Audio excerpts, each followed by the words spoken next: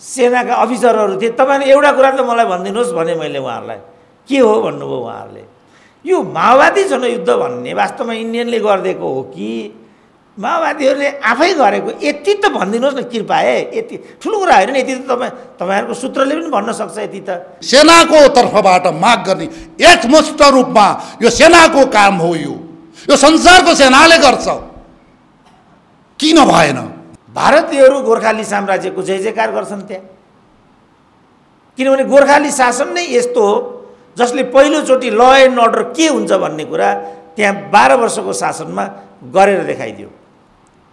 बलभद्र कुँवरको शालिग अहिले पनि माथि छ, त्यो स्तम्भ अहिले पनि पूजा गर्छन्, त्यहाँ भेला हुन्छन्। यहाँ पृथ्वीनारायण शाहको शालिग तोडेर हिँड्छन्। उतिखेर 4 काजी हुन्थे, एउटा मूलकाजी हुन्थे। 4 काजीमा को काजीले सेना हेर्ने, कसले तपाईँको परराष्ट्र हेर्ने, कसले भूमि हेर्ने, कसले अर्थ हेर्ने, यसलाई नछुटाइकिन के गर्दै इतिहास लेख्ने? थापाले पाए सबै काजीलाई प्रधान सेनापति, सबै काजीलाई तपाईँको प्रधानमन्त्रीमा झुन्याइदिए। यहाँको शिक्षालाई बुर्जुवा भन्ने र बहिष्कार गर्ने हो, आफ्ना छोराछोरीलाई राखेर अमेरिकामा पढाउने। तपाईँ हामी चाहिँ ताली बढाउने, यस्तैलाई मैले नपुंसक भनेको। शुभकामनाको अर्थ त त्यो पो हो त, टन्न जाँडगाएर अनि साथीभाइलाई जथाभावी भन्नु नयाँ वर्ष हुन्छ त्यो। के त यो राज्यले मागेर हिँड्ने हो? कसले सोध्ने हो? नेपाली सेनाले एकमुष्ट लेख्नुपर्छ। युरोपको पकेटमार यहाँ आएपछि मन्त्री हुन्छ, त्यस्तो पनि हुन्छ केही कुरा भने। पदहरू किन्न पाइन्छन् बजारमा। नयाँ वर्ष र यो श्रीपाली बस्न्यात स्मारिका आजका विषयवस्तु दुईटा छन्। आजको प्रस्तुतिको प्रगतिशील पक्ष चाहिँ के छ भने सबै वक्ताहरूले संक्षिप्त आफ्नो विचार सम्पादन गरेका छन्। यो चाहिँ हाम्रो कार्यक्रमहरूको नवीन शैली जस्तो लागेको छ मलाई आज। तर सुरुबाट प्रोफेसर उपाध्याय भए ठाउँमा आउँदा नआउँदा गम्भीरतम जोडकोडहरू पनि उठेका छन्, अन्तर्क्रिया जस्तो पनि भएको छ। वास्तवमा यसले नै हामीलाई जागृत पनि गराएको जस्तो मलाई लागेको छ।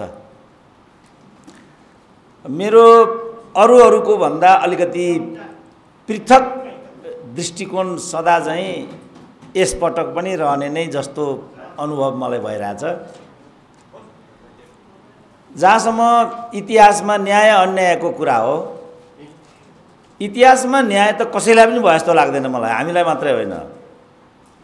काजी भीममल्लले देश कमाएर ल्याए भन्ने छ, उनले देश गुमाएको आरोप लाग्यो र फाँसी चढाइयो। त्यसपछि आधुनिक युगमा आउँदाखेरि त्यहाँ आउनुभन्दा अगाडि अझ एकजनाको पनि नाम लिउँ, बहादुर शाह। मलाई लाग्छ उल्लेखनीय त्रुटि त्यस्तो उनको केही होइन, बरु मैले दोषारोपण गर्न सक्ने हो, किनभने हाम्रो वंशको अग्रज भनेको स्वरूप सिंह कार्की हो। उहाँले नै मारिदिनु भएको छ। अब पृथ्वीनारायण शाहले भनेको छ कसै भारदाहरूलाई पनि त्यस खालको काटमार नगर्नु, गर्नै पर्यो भने युद्धमा झोसिदिनु। युद्धमा झोसिदिँदाखेरि मुलुक कमाएर लिएर आयो भने राम्रै भयो, उतै मर्यो भने बात लागेन। तर दरबारभित्र यो काम चाहिँ नगर्नु भन्ने दिव्य उपदेशको मुख्य सार थियो। तर सर्वजित राणालाई पहिला काट्ने व्यक्ति बहादुर शाह नै थिए। त्यसपछि बहादुर शाहको हत्या, स्वरूप सिंह कार्कीको हत्या भयो। त्यसपछि उनकै पनि हत्या नै भएको वास्तवमा त्यो। अझ उनलाई त कुटेर मारेको, तातो तेल टाउकामा खन्याएर मारिदिएको भन्ने छ। अब राजपरिवारका मान्छेको अवस्था यो हुन्थ्यो भने स्वरूप सिंहले बाँच्ने भन्ने कुरै थिएन। आधुनिक युगमा आउँदाखेरि पुष्पलालले कम्युनिस्ट पार्टीको स्थापना गरे, उनलाई नै गद्दार बनियो, पार्टीबाट निकालियो। नेपालमा आधीसहरू मान्छे कम्युनिस्ट छन्, यहाँ पनि 10% कम्युनिस्ट होला। लाज लाग्नुपर्ने उनीहरूलाई म कम्युनिस्ट भन्न जसले आफ्नै बाबुलाई गद्दार भन्यो। पुष्पलालमाथि आरोप के थियो भने काङ्ग्रेससँग सहकार्य गरौँ भन्ने प्रस्ताव राख्यो, गरेको होइन। पञ्चायतको विरुद्ध लड्नको लागि शक्ति निर्माण गर्नु जरुरी छ, एक्लै लड्न सकिँदैन। त्यसकारण कम्युनिस्ट र काङ्ग्रेस मिलेर संयुक्त आन्दोलन गर्नुपर्छ भन्ने प्रस्ताव मात्रै अगाडि राखेकोमा त्यसो भने त पुच्छार होस् काङ्ग्रेसको, गद्दार होस् भन्ने आरोप लगाए। मोहन विक्रम सिंहले त गद्दार पुष्पलाल भन्ने किताब नै लेखे। अब अहिले हेर्नुहुन्छ भने तिनै मोहन विक्रम सिंहको त्यही काङ्ग्रेससँग सहकार्य छ, तपाईँ देखिरहनु भएको छ। पृथ्वीनारायण शाहले यो देश जोडे। अघि पनि कसले एकजना मित्रले भन्नुभयो पृथ्वीनारायण शाहलाई नै साम्राज्यवादी भनियो, काठमाडौँमाथि भएको आक्रमणलाई खुनी हमला भनियो। यसबाट मैले एउटा के इम्प्रेसन लिएको छु भनेदेखि इतिहासको व्याख्या भन्दा पनि इतिहासलाई बुझ्ने र हेर्ने दृष्टिकोण चाहिँ हुनु जरुरी छ। त्यसपछि मात्रै चिज बुझिन्छ, होइन भने लडाइँ झगडाको कुरा हुन्छ। कोत पर्व त्यसरी नै मचिएको थियो। कोत पर्व गर्न भनेर त्यहाँ कोही आएकै थिएन, तर त्यसले कोत पर्वको रूप लियो। जुन जङ्गबहादुरको कारण त्यहाँ कोत पर्व भएको भनिएको छ। अघि तपाईँहरूले आफ्नो जस्टिफिकेसनको कुरा गर्नुभयो, न्याय अन्यायको कुरा गर्नुभयो। तपाईँहरूलाई थाहा छ सबैभन्दा ठुलो अन्याय त जङ्गबहादुरमाथि भएको छ। जङ्गबहादुरका सन्ततिहरू त अहिले पनि भौतारिएर हिँडेका छन्। जङ्गबहादुरको नाम यति दुरुपयोग गरिएको छ, जङ्गबहादुरको कत्लेआम गरिएको छ, वंश विनाश गरिएको छ। जसले जङ्गबहादुरको वंश विनाश गर्यो तिनीहरू नै जबरा भन्ने टाइटल लिएर हिँड्छन्। त्यस्ता मान्छे बस्ने देश हो यो। उनीहरूलाई थोरै पनि पश्चाताप छैन। जबरा कसरी जबरा? जुन जबरालाई आफूले सिद्ध्याइयो कसरी आफू जबरा? त्यसपछि भारतबाट आएको राजपूत इत्यादि भन्ने कुरा आयो।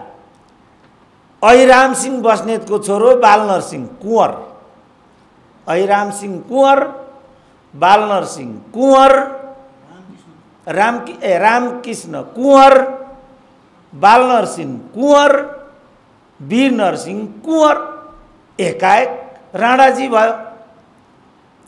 यसको पछाडि पनि हामी लागेका छौँ। कति कमसल बुद्धि लिएर हामी हिँडेका हुन्छौँ।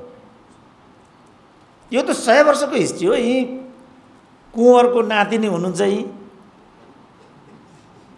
यी हुनुहुन्छ जिउँदै कुँवरको नाति नि।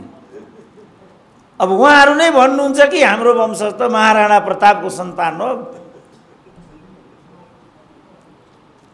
यति पनि बुद्धि प्रयोग गर्यो भने यो दिग्भ्रमबाट हामी मुक्त हुन सक्छौँ।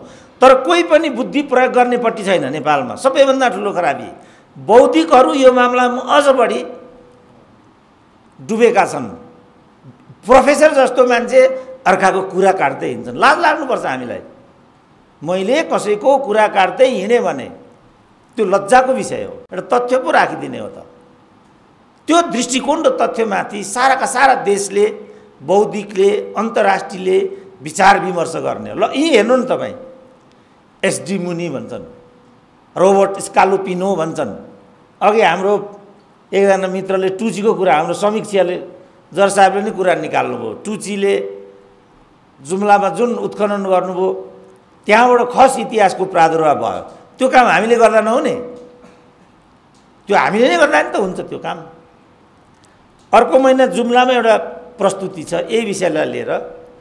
त्यसमा मैले पनि प्रस्तुत गर्नुपर्ने सिङ्जा साम्राज्यको इतिहासको बारेमा। त्यो खोज्दाखेरि पो मैले के थाहा पाएँ भनेदेखि कुमाऊ गढवालबाट खसहरूको एउटा शाखा जुम्लातिर पनि प्रवेश नगरिकन कर्णालीको तिरै तिर माथि खारी प्रदेशमा गएर तिब्बत क्षेत्रको दरबारिया कमजोरीको लाभ लिँदै एउटा सानो राज्यको त्यहाँ बन्दोबस्त भयो। त्यही राज्य ओर्लेर तल सिङ्जा प्रदेशमा खस राज्यको स्थापना नागराजले गरे। अब नागराज टिबेटी मूलका थिए कि खस मूलका थिए? अब मलाई कहिलेकाहीँ लज्जा जस्तो बोध पनि हुन्छ। कस्तो इतिहास हामीले पढायौँ, स्वयंले कस्तो इतिहास पढ्यौँ। यस्तो ज्ञान लिएर हिँड्ने मान्छेहरू त वास्तवमा यो धरतीमा खुट्टा टेक्न लायक हुन्छन् भन्ने पनि लाग्दैन मलाई। तर कत्रो गौरव छ हामीलाई, मै कत्रो जान्ने छु, मै कत्रो ठुलो छु भन्ने छ। टिको लाएर कोही पनि मान्छे ठुलो हुन्छ, सानो हुन्छ, युरोपको पकेटमार यहाँ आएपछि मन्त्री हुन्छ, त्यस्तो पनि हुन्छ केही कुरा भने। पदहरू किन्न पाइन्छन् बजारमा। त्यसपछि यो सबै विकृति विसङ्गतिको एउटा चाङ बनेको छ हाम्रो देशमा। पद्धति हुनुपर्छ, परम्परा हुनुपर्छ, गुरुलाई मान्नुपर्छ, अग्रजलाई मान्नुपर्छ, ठुलोलाई मान्नुपर्छ। ठुलो पनि त माननीय हुनु पर्यो, ठुलो हुने पद्धति सही हुनु पर्यो। देखादेखि 20 लाखमा एउटा पद किनेर कोही मान्छे ठुलो भएको छ भने कहाँ मान्छु त म? त्यो म मान्नै सक्दिनँ, मेरो मनले मान्दैन त्यस्तो कुरा। 101 साथीहरूले काम गरेका छन्, प्रोजेक्ट बनाएका छन्, यावत कुराहरू गरेका छन्। एकजना मान्छेको छनौट पनि योग्यताको आधारमा भएको छैन त्यहाँ। सब तेरो मेरो आधारमा हुने गरेको छ त्यहाँ। त्यसपछि बिचारा हेर त आज हामी कति विदीर्ण अवस्थामा आज हामी आइपुग्यौँ। खुल्लम खुल्ला नालायक को तुम लोगों को रोटी भी नहीं देंगे, बेटी भी नहीं देंगे, यूक्रेन बना देंगे भन्छन्। यहाँका लठुवाहरू शिर झुकाएर हिँड्छन्। लाज लाग्नुपर्छ हामीलाई, लाग्दैन? थर्काएर हिँडेका गएको वर्ष म देहरादून पुगेको थिएँ एउटा प्रेजेन्टेसनलाई लिएर। महेश राज रेग्मी भन्ने कत्रो ठुलो हिस्टोरियन मान्छन् यहाँका, उहाँले गोर्खा इम्पायरको बारेमा एउटा किताब लेख्नु भएको छ पछिल्लो। टेरिबल रुल थियो गोर्खालीहरूको त्यहाँ, त्यसको निष्कर्ष त्यो छ। भारतीयहरू गोर्खाली साम्राज्यको जय जयकार गर्छन् त्यहाँ, किनभने गोर्खाली शासन नै यस्तो हो जसले पहिलोचोटि ल एन्ड अर्डर के हुन्छ भन्ने कुरा त्यहाँ 12 वर्षको शासनमा गरेर देखाइदियो। बलभद्र कुँवरको शालिग अहिले पनि माथि छ, त्यो स्तम्भ अहिले पनि पूजा गर्छन्, त्यहाँ भेला हुन्छन्। यहाँ पृथ्वीनारायण शाहको शालिग तोडेर हिँड्छन्। यस्ताले पनि आफूलाई मान्छे भनेको छ। झोक चल्यो भने म देशभक्त हुँ पनि पो भनिदिन्छन् त। अब यस्ता पनि देशभक्त हुन्छन् त। हामी किन यस्ता छौँ भन्ने प्रश्न हो आजको। त्यसकारण यो समाज विकासको नियम, इतिहास निर्माणको प्रक्रिया, त्यसको लेखन गर्ने विधि, त्यस प्रतिको जवाफदेहिता, जिम्मेवारी, त्यो चिजमा एउटा दृष्टिकोण आवश्यक पर्छ। कसरी बुझ्ने त्यसलाई? दुनियाँभरका राष्ट्रहरू कसरी बनेका हुन्छन्? जर्मनी कसरी बनेको छ? इटाली कसरी बनेको छ? रसिया कसरी बनेको छ? चाइना कसरी बनेको छ? भारत कसरी बनेको? उति त छ भारत भने। त्यो भारत भारतीयहरूले बनाएको हो र? त्यो त अङ्ग्रेज साम्राज्यले जित्दा जित्दै प्रचण्डले भने जस्तो गर्दा गर्दै जनयुद्ध भयो भने जस्तो पो त। जनयुद्ध प्रचण्डले लडेर गरायो हो र? त्यो त गर्दा गर्दै जनयुद्ध भएको हो। कर्नेलले लेबी तिर्थ्यो त्यति बेला, सिडिओले लेबी तिर्थ्यो।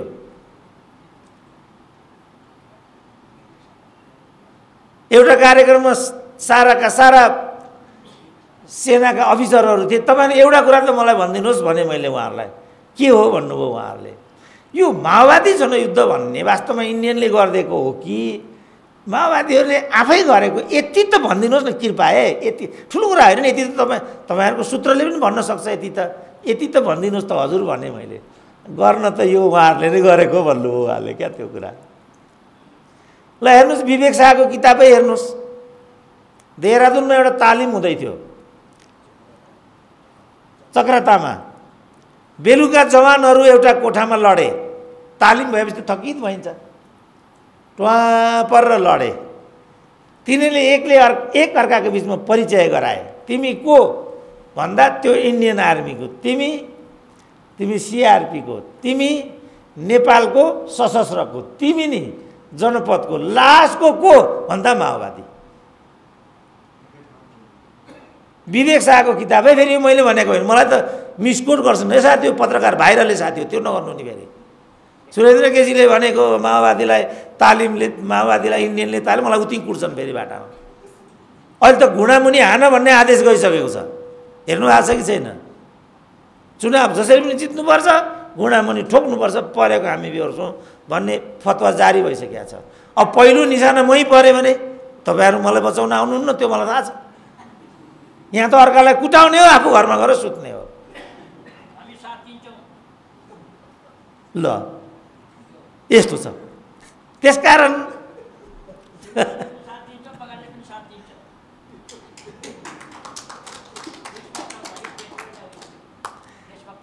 मेरो त कार्किने भइहाल्नु भयो म त्यसै दिन त्यसैकारण म एउटा कोटेसन म अक्सर भनिरहेको हुन्छु नि, हरेक जसो कार्यक्रममा एउटा कोटेसन म भनिराखेको हुन्छु।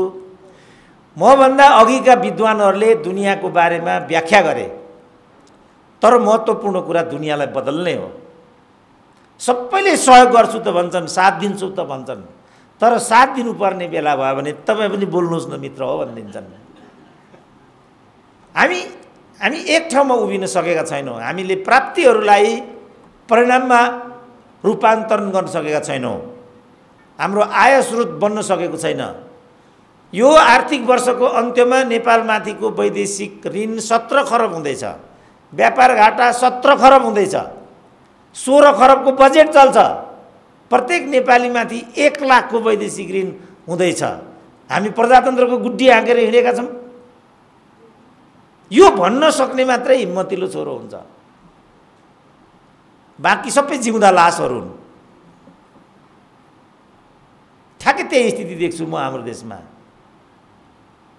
अब सबैलाई राम्रो लाग्दैन यसो भनेपछि सुरेन्द्र केसीले हामीलाई जिउँदो लास भन्यो, ऊ मात्रै बाँचेको भन्छन्। फेरि मैले त्यस्तो भनेकै होइन। हाम्रो मुलुक मृत प्राय भयो। मैले यो भनेको नालायको तुम लोगों को रोटी भी नहीं देंगे, बेटी भी नहीं देंगे। यिनीहरू भन्छन् हाम्रो रोटी बेटीको नाता छ, उनीहरू भन्छन् तिमीहरूलाई हामी रोटी पनि दिन्नौ, बेटी पनि दिन्नौ। किनभने हामी कहाँ बेटी दिने भनेको योग्य ज्वाइँलाई मात्रै हो। आर्थिक रूपमा योग्य, पदीय रूपमा योग्य यस्तोलाई मात्रै दिने हो। हामी त्यो लायक भइरह जसको जन्मिँदै 1 लाख दिन्छ अनि त्यसलाई कसले छोरी दिन्छ भने नि। त्यसकारण मुलुकलाई कसरी समृद्ध बनाउने, यो हो नि त प्रश्न। यहाँ जोड के भयो, म कसरी माथि जाने, म कसरी ठुलो हुने, मैले कसरी पद पाउने, यहाँको जोड त्यो भयो। त्यो प्रश्न गौण हो। पृथ्वीनाथ बिचरा 250 वर्ष अगाडिको एउटा राजाले, राजाको भण्डार भनेको रैती हो। प्रजा मोटो भयो भने दरबार स्वतः बलियो हुन्छ, यो भनिरहेछ। त्यो भनेको कल कारखानामा जाऊ, उद्योग खोल, कर तिर्ने बित्तिकै राजस्व बढी हुन्छ, राजस्व बढी हुने बित्तिकै मुलुक समृद्ध हुन्छ। त्यही हो दरबार भनेको। अब म निष्कर्षमा आउँछु। त्यो बेला दलहरू खुलेका थिएनन्, परिवार नै दल थियो। पाण्डे परिवार, बस्नेत परिवार, थापा परिवार, कुँवर परिवार, कार्की परिवार, यस्तो थियो। अब आज हामी बस्नेतमा पनि श्रीपाली बस्नेतको चाहिँ कुरा गर्दैछौँ। श्रीपाली बस्नेतका पनि महापुरुष शिवरामसिंह बस्नेत, जसले 32 वर्षकै उमेरमा यो देशको लागि ज्यान गुमाउनु भयो। आफ्ना सन्तानहरू छोडेर त जानुभयो, तर दरबारभित्रको जुन किचलो थियो, वास्तवमा यो सम्पूर्ण गडबडीको केन्द्र त दरबार आफै हो नि त। र त्यसको पराकाष्ठा वीरेन्द्रको वंश विनाश हो। यही नै सत्य हो नि त। तर इतिहासले यो सत्य कुरा भन्दैन। किन? यो भन्ने बित्तिकै गोदबा पाइँदैन, फुली बढ्दैन, गाडी चढेर हिँड्न पाइँदैन। यहाँ राष्ट्रियताको कुरा गर्ने हो, छोराछोरी अमेरिकामा पढाउने हो। यहाँको शिक्षालाई बुर्जुवा भन्ने र बहिष्कार गर्ने हो, आफ्ना छोराछोरीलाई राखेर अमेरिकामा पढाउने। तपाईँ हामी चाहिँ ताली बढाउनु। यस्तैलाई मैले नपुंसक भनेको। अब यो भन्यो कि रिसाइहाल्छ नि जम्मै। तर यो हाम्रो नियति छ। मेरै छोराछोरी पनि यो देशमा बस्दैनन्। यो नै नियति हो आज हाम्रो। यही देशलाई हामीले बनाउनुपर्छ। हाम्रो भाग्य यही हो, हाम्रो भविष्य यही हो। त्यही गर्ला कि भनेर छोटा बडा सबैको हो यो देश, साझा फुलबारी। बिचरा 250 वर्षको कख नजानेको राजाले एउटा भिजनसहित यो देशको जग हालिदिएको थियो। तर त्यस्तो देशमा हामी जस्ता मान्छे पैदा हुनु मैले लेख्दा अचम्मको कुरा छ। जङ्गबहादुरकै कुरा गर्दाखेरि पनि जङ्गबहादुर निरङ्कुशतामा पो त्यो थियो त, तर राष्ट्रियतामा त उनको दृष्टिकोण पनि बदलियो थियो नि त। अहिले नै जस्तो पृथ्वीनारायण शाहको यहाँ कुरा आयो, उतातिर नजानु है किनभने तिब्बतसँग झगडा हुन्छ। अङ्ग्रेजसँग पनि झगडा गर्ने भन्ने पृथ्वीनारायण शाहको सोच कहीँ पनि थिएन। फिरङ्गीलाई पनि निकाल्ने भन्ने कुरा उनको कहीँ पनि थिएन। तर आफ्नो ठाउँमा बस भन्ने कुरा थियो। राज्यले सबै स्वदेशी विदेशीलाई आफ्नो ठाउँमा राखेन भने त आजको जस्तो अवस्था भइहाल्छ नि। ल हेर्नु त आज कस्तो अवस्था छ। एउटा सहसचिव स्तरको राजदूत विदाई भएर जाँदा देशको राज्य अर्काको एम्बेसीमा गएर हातमा रक्सी लिएर बसेको हुन्छ।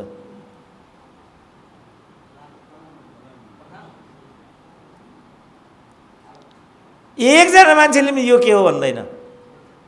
ठिक छ, एउटा डिनर होस् कहीँ कुनै होटलमा, अन्यथा राजदूत हुनुहुन्छ, हाम्रो निरञ्जनमान डाक्टर यहीँ हुनुहुन्छ, राजदूतको महिमा पनि बुझ्नुहुन्छ, गरिमा पनि बुझ्नुहुन्छ। रिसेप्सन पार्टी हुन्छ, आउने त्यो लेभलको मान्छे त्यहाँ पुग्छ। अन्यथा कर्सी कल हुन्छ, उहाँले पनि यहाँ आउने बेलामा प्रेसिडेन्टलाई भेट्नुभयो होला मलेसियामा, त्यो कर्सी कल हुन्छ। उहाँले त गएर प्रधानमन्त्रीलाई कर्सी कल गरेर हजुर सहयोगको लागि धन्यवाद छ भनेर पो जानुपर्नेमा केटा यहाँ रक्सी पार्टी छ टन्न खाएर जा पो भनिदियो त गाँठे। हाम्रा लुवागेहरू जय जयकार गर्न पुगे त्यहाँभित्र।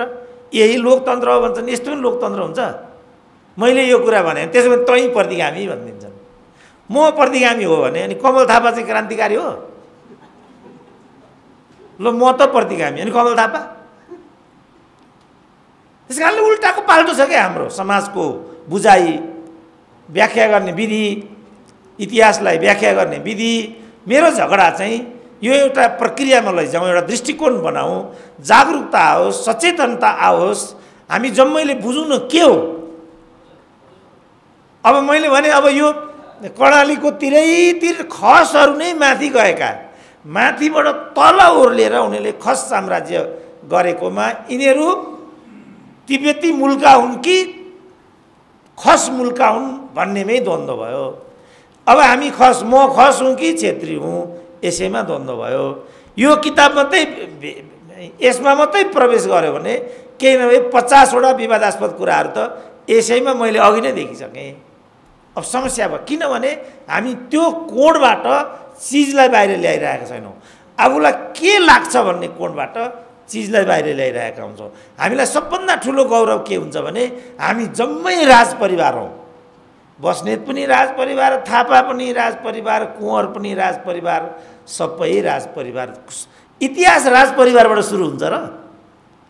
इतिहास त राउटेबाट सुरु हुन्छ, त्यो अगाडि बढ्दै बढ्दै बढ्दै बढ्दै राजतन्त्र हुन्छ, त्यो सकिन्छ, फेरि तलै आइपुग्छ। यही हो नि इतिहासको नियम त। हाम्रो आँखा अगाडि अब अहिले हामी पारसलाई देखिरहेछौँ। जति भने पनि पारसको जुन स्वरूप देखिन्छ राजालाई सुहाउँदैन नि त्यो कुरा। तर मान्छे हुन् उनी पनि, युवा हुन्। किनभने विष्णुको अवतार होइनन्, मान्छे विष्णुको अवतार हुँदैन। कुँवरहरू पनि राजस्थानबाट आएका होइनन्। कुँवर ठ्याक्कै आसामतिरबाट खस साम्राज्यबाट विस्तारित हुँदै हुँदै हुँदै यहाँ आएका हुन्, अनि राणाजी भन्ने टाइटल लिएका हुन्, त्यहाँबाट राणा शासन अगाडि बढ्छ। अब अहिले आसामबाट आएको कुँवर राणाहरू हाम्रा दाजुभाइ हुन् नि भन्दै गयो भने त्यो राणाले त्यो कुँवरलाई घरभित्र पस्न दिँदैन। तिमीहरू पाखे हो भन्छ। हो त कुरा त्यो। त्यसकारण दृष्टिकोण महत्त्वपूर्ण कुरा हो। दृष्टिकोण बुझौँ, इतिहास केलाउँ, आत्मप्रशंसा छोडौँ।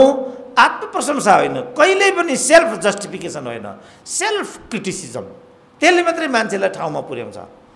आफूबाट गल्ती भएको छ भने त गल्ती के, to make mistake is human. मान्छेबाट गल्ती भइहाल्छ, तर भएको गल्तीलाई स्वीकार गरिएन भने फेरि गल्ती हुन्छ, त्यो चाहिँ महाभुल हो।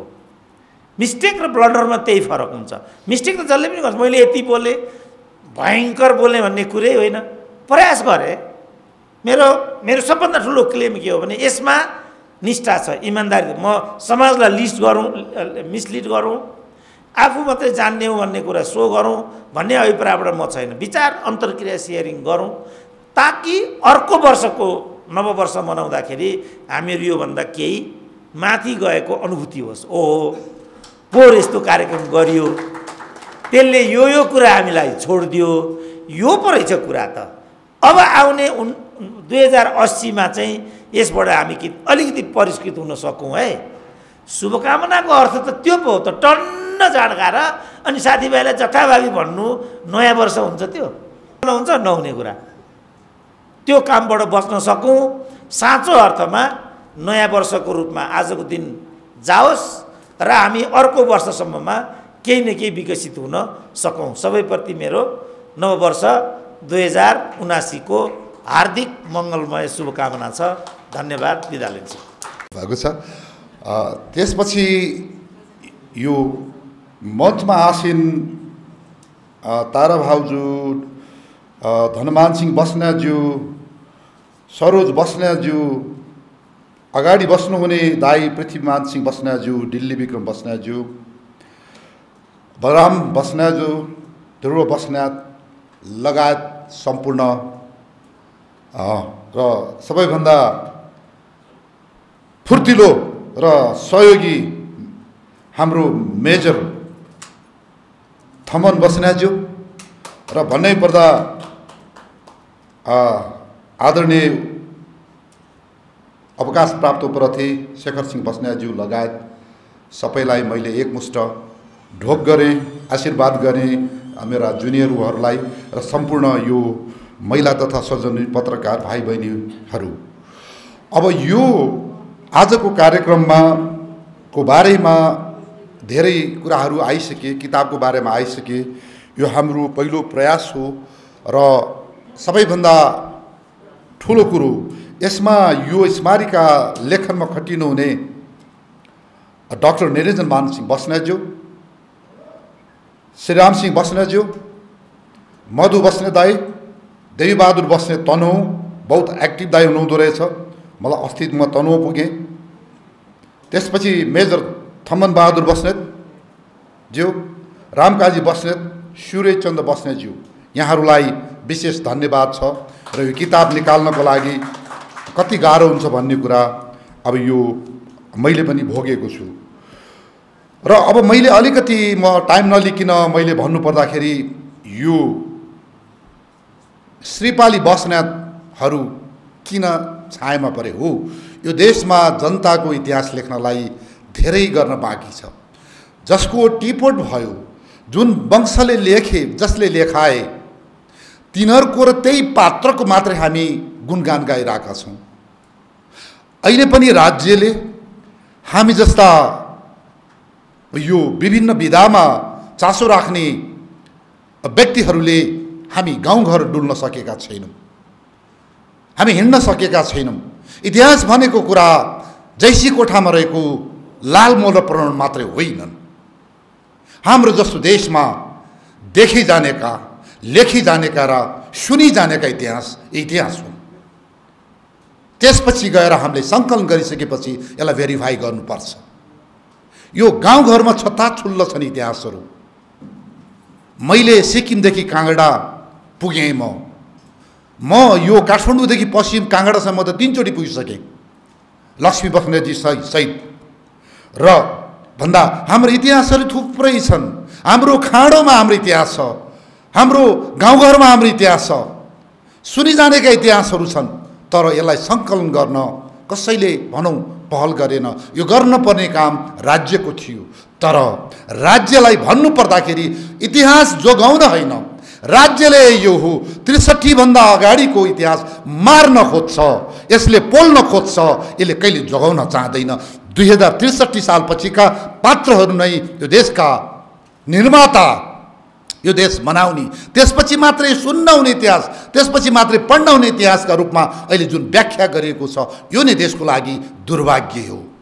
र मैले अलिकति श्रीपाली बस्नेतहरूको मात्रै कुरामा मैले भन्नुपर्दा माफ दिनु होला।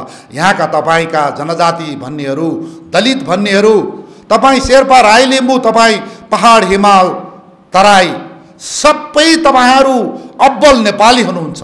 तपाईँ हामी सबै नेपाली हौँ। मैले भनिसकेँ, तपाईँहरूको इतिहास, हाम्रो इतिहास खोज्न बाँकी छ। माफ दिनुहोस्, यो श्रीपाली बस्नेतको आज प्रसङ्ग आएको हुनाले यतिलाई मात्रै मैले समेटेँ। र यो श्रीपाली बस्नेतले खोज्ने भन्ने कुरा पनि यो राष्ट्रको लागि हो। व्यक्ति व्यक्तिले, जाति जातिले, तपाईँको क्षेत्र क्षेत्रले खोजेको इतिहास नै अन्ततः राष्ट्रको एउटा माला हुनेछ। यही सिलसिलामा श्रीपाली बस्नेतहरूको मैले रिभ्यू गर्दाखेरि, पुनरावलोकन गर्दाखेरि हो, यो पृथ्वीनारायण शाहको पालादेखि गएर झन्डै यो कोत पर्व हुनु अगाडिसम्म र नेपाल एकीकरणकोमा ठुलो योगदान छ। मैले भनी अरू थुप्रैको छ यहाँ। मैले जसको लेख्यो देखियो मैले यहाँनेरि भन्नै पर्छ। शिवराम सिंह बस्नेतले जो सुरु गर्नुभएको छ र अभिमान सिंह बस्नेतले मैले खोज्दाखेरिका कुरा आदि नेपालको एकीकरण गर्नुभएको मैले पाएँ। म प्राय सबै गढीमा पुगेँ, म कान्लामा पुगेँ।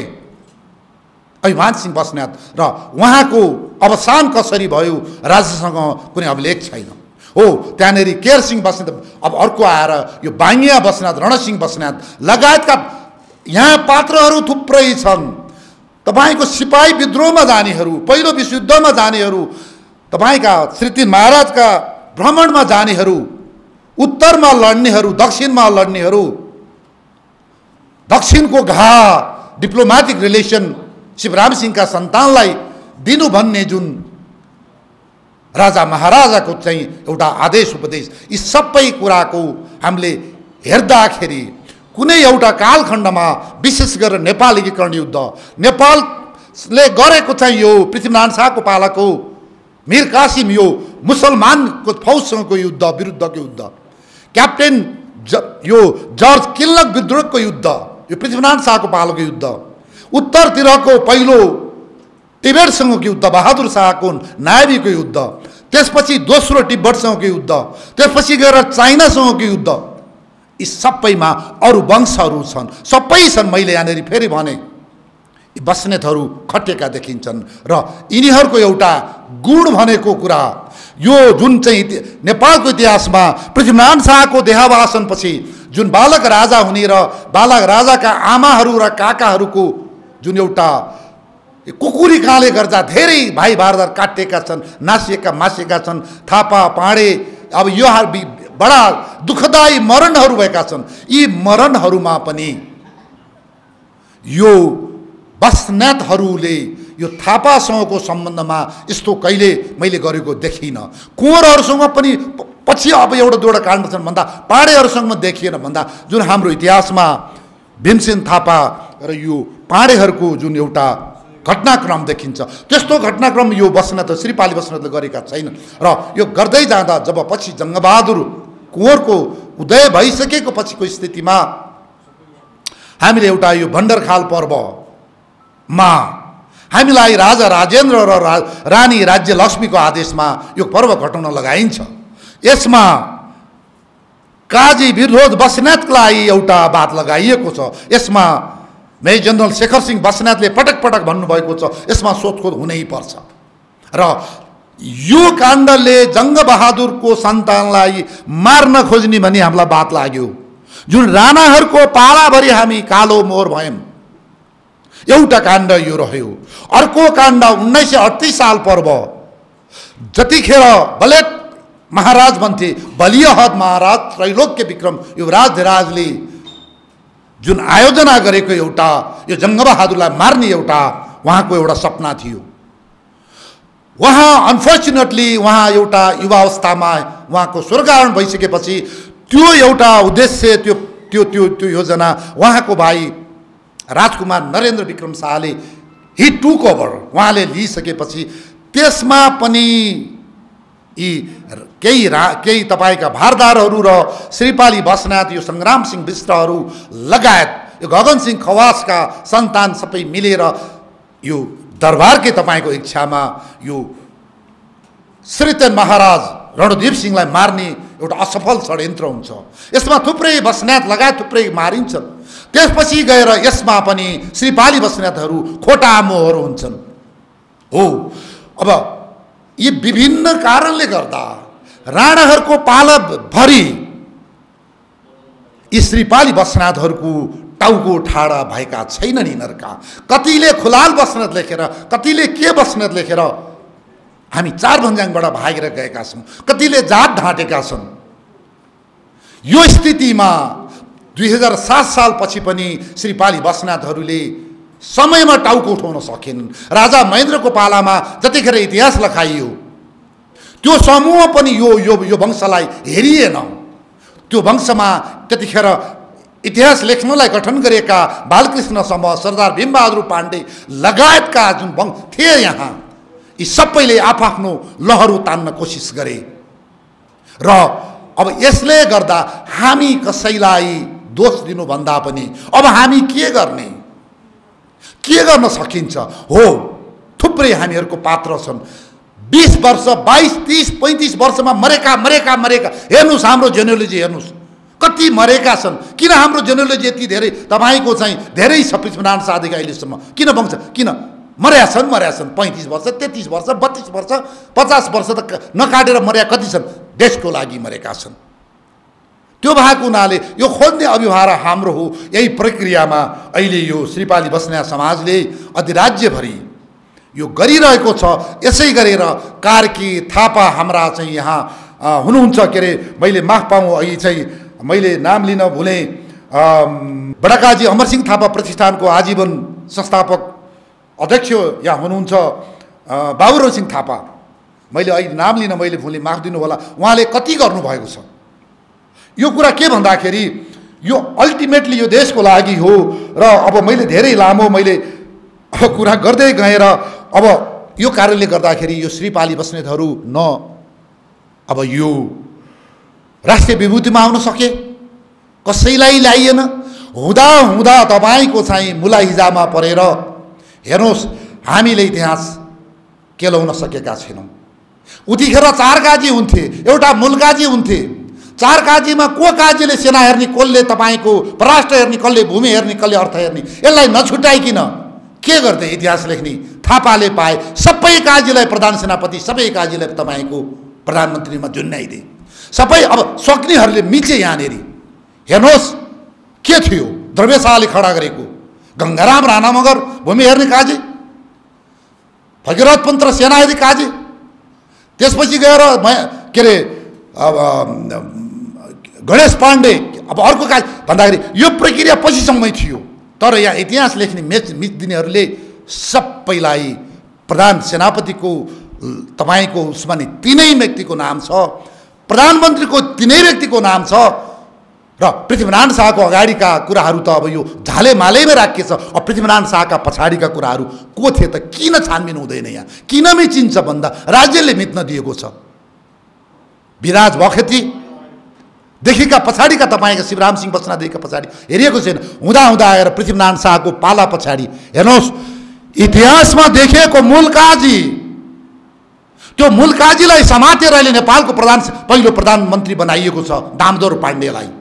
हाम्रो दामोदर पाण्डेको सन्तानसँग हाम्रो केही पनि दाबी विरोध छैन। तर इतिहासको प्रमाणमा कीर्तिमान सिंह बस्नेत पहिलो मुलकाजी हुन्, दोस्रो मुलकाजी बख्तबार सिंह बस्नेत हुन्, तेस्रो मुलकाजी दामोदर पाण्डे हुन्। कसले मिच्यो इतिहास? किन बोल्न सकिन? हो हामी निमुखा भयौँ। अहिले भर्खरै लास्ट अन्तिम अवस्थामा घोषणा गरियो एउटा भक्ति थापालाई राष्ट्रिय विभूति।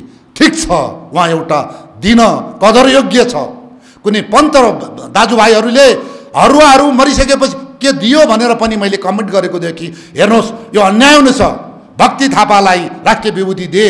उनीले लड्दाखेरिसम्म त्यतिखेरको लडाइँ हारिएको छैन, उनी लड्दा लड्दै मरेका छन्। त्यस्ता व्यक्तिलाई अहिले राष्ट्रिय विभूति गर्दाखेरि अब यो हरुवाले पाए भनेर मैले शनिबारेमा पाएँ, यो पाप लाग्ने छ।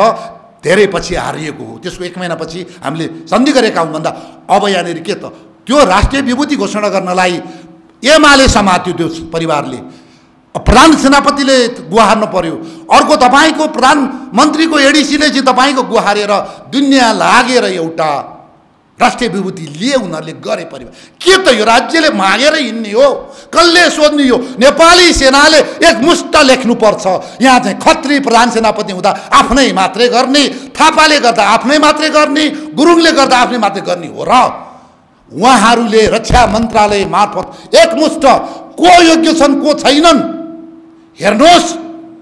सेनाको तपाईँको जिम्मेवारीमा त्यहाँ लालमोरिया पण्डित छन् अहिले पनि इतिहास लेख्ने। सच्ची शमशेरको पालादेखि त्यो लालमोरिया अहिले पनि त्यहाँ चाहिँ गाडी चढेर हिँड्छन्। तिनीहरूले 2 शब्द बोल्दैन, यो विषयमा लेख्दैन। त्यो लालमोरिया पण्डित भनेको त्यहाँ इतिहासकारहरू छन् 2-4 जना। के यसरी हामी चाहिँ यो तपाईको घर घरमा पार्टी प्यालेसमा 5,510 रुपियाँ दिएर हामीले कार्यक्रम गर्नुपर्ने सेनाका तपाईका यत्र नेताहरूलाई, तपाईका महान शहीदहरूलाई यत्र हाम्रो कल्याणकारीको पैसा छ, दुनियाँ पैसा छ, सेनाले बजेट तपाईको छुटाउन सक्दैन। सेनाको चाहिँ त्यो व्याख्याले कसको लागि हो? त्यो एनजिओको लागि मात्रै हो। यो के हेर्छ सेनाले? के लाइब्रेरी लाग्यो मात्रै? मैले किन भन्दैछु भन्दा राष्ट्रिय विभूति सेनाको तर्फबाट माग गर्ने एकमुष्ट रूपमा यो सेनाको काम हो। यो संसारको सेनाले गर्छ, किन भएन? मैले भने प्रधान सेनापतिहरूले आफ्ना नाता गोतालाई मात्रै खुसी तपाईँको छिराएर व्यक्तिले गर्न सक्छ, नियुक्तिले गर्न सक्दैन। त्यो भएको हुनाले यो श्रीपाली बस्नेतहरू अरू पनि, मैले माफ दिनुहोस्, अरू पनि छन् यहाँ, मगरहरू त्यस्तै छ, राई लिम्बू त्यस्तै छ, सबै त्यस्तै छन्।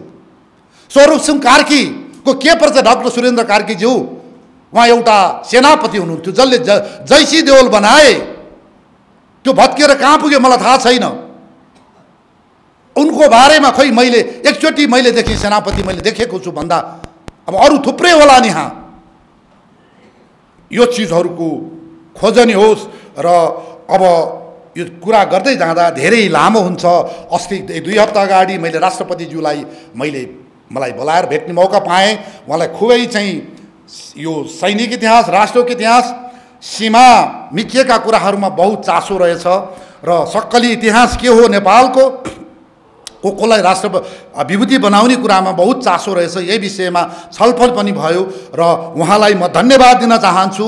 र उहाँले महामहिम राष्ट्रपतिले राष्ट्र हेर्नुपर्छ, सही इतिहास हेर्नुपर्छ, भिरबाट लड्नेलाई तपाईँको यो शहीद र तपाईँको यो हिमाल नचण्डीलाई तपाईँको यो चाहिँ राष्ट्र विभूति दिने, यो दिने, त्यो दिने। अहिले दन्ते कथामा तपाईँको जुन चिजहरू हामी छाती पिटेर भन्न सक्छौँ, जुन अहिले बदमासीहरू भइरहेको छ भोट हाल्नको लागि, भोट लिनको लागि, हेर्नुहोस् यसले काम गरेर मर्ने वीरहरूको आत्माले श्राप नै छ। र मैले सबै अन्तमा मैले नेपालको इतिहासलाई सबैको मैले समेटेको छु। यहाँ वंशले आफ्नो मात्र होइन, हाम्रो श्रीपाली बस्नेतको कुरा गर्दैछु। हामी श्रीपाली बस्नेतको ब्यानरमा हामी मेचीदेखि महाकालीसम्म हामी ठाउँ ठाउँमा पुगेर हामीले गरेका छौँ, गरिरहनेछौँ। र यो श्रीपाली बस्नेतको खासै सेनामा पनि केही थिएन। एउटा शिवराम सिंह बस्नेतको फोटो थियो, एउटा अभिमान सिंहको फोटो थियो, बाँकी रहेको खोजेर सैनिक सङ्ग्रहालयमा राखेको मैले सेनासँग लडेर अर्को गरेका छु। मैले त्यहाँ 100 जनाको राखेको छु, 100 जनाको समावेशी चरित्रबाट इतिहास लेख्न सुरु गरेको एउटा क्रान्ति ल्याएको सेनामा मैले हुँ। नेपाल अङ्ग्रेज युद्ध हारेको भने मैले हुँ। त्यहाँ यो चाहिँ बलभद्रको बारेमा मलाई कुट्न आयो, त्यहाँ यो यस्तो भने म पहिले हुँ। के त इतिहास भनेको सधैँभरि तपाईँको चाहिँ खुसी पार्नमा लेख्ने कुरा होइन भन्दा जति गर्न सकियो त्यो गरिएको छ।